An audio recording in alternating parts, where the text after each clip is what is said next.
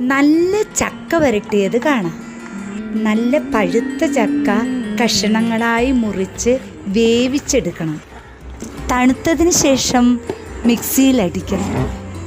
പിന്നീട് നെയ്യ് പുരട്ടിയ ഉരുളി അടുപ്പത്ത് വെച്ച് അരച്ചെടുത്ത ചക്കയും ശർക്കരപ്പാവും ഒന്നിച്ച് ചേർത്ത് ഇളക്കി കൊടുക്കണം.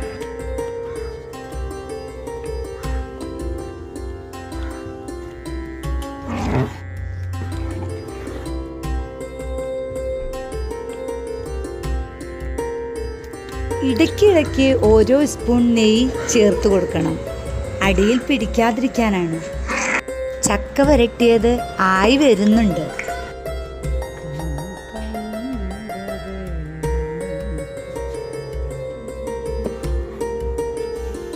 ഇപ്പോൾ ഏകദേശം ആയിട്ടുണ്ട്.